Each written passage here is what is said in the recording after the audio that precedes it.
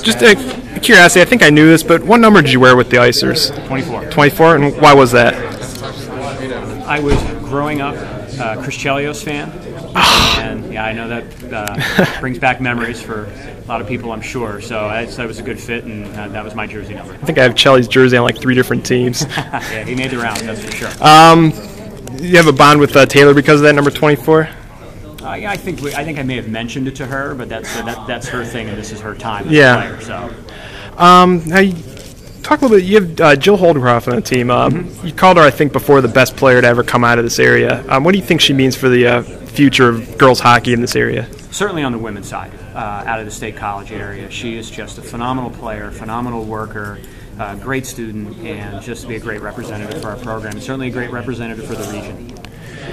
Coach Godowski always talks about how he's influenced by the '80s Oilers growing up. They get up and down. What's Josh Brandwene's style? I think the best word to describe is probably balance. You know, to me, the game is a puck possession game. When you have it, we want to make the most of it, and we want to use our skill and use our speed. The reality is, when you don't, you got to play great team defense in order to be successful. And I think any team at our level in the women's game, if they're going to be successful, has got to do a real good job both with the puck and without the puck. Now, you made the staff edition recently with Casey McCauley, and talk a little bit about what she brings to the table for you guys. Just fantastic. Couldn't be any more pleased with where our staff is right now. As a goalie coach, she just brings a tremendous amount to the table. I've obviously had the experience of seeing her work with goalies and the type of work that she puts into not only their development, but how she works with them as a mentor.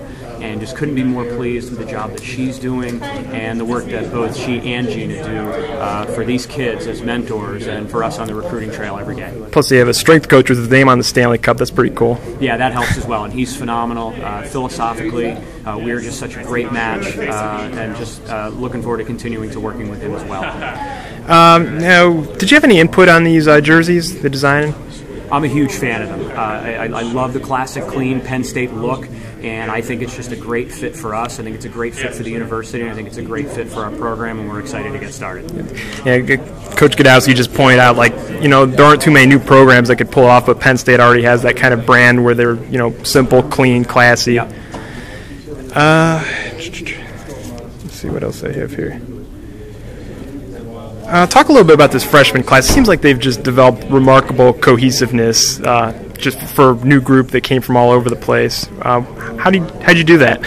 Well, the credit goes to them because they wanted to be a part of this, and they were excited to be a part of this, and so they share a common bond in that regard. And then a tremendous amount of the credit goes to Taylor Gross. What a phenomenal job she's doing as our leader already, and she is just a great mentor, a great leader, and has really set a great tone for us in terms of how we're building this culture with the element of the mentorship that she and some of the older players are providing, and really the way that the young players are responding to it has really, as you indicated, made this a real cohesive group right from the get-go, and that's going to benefit us greatly.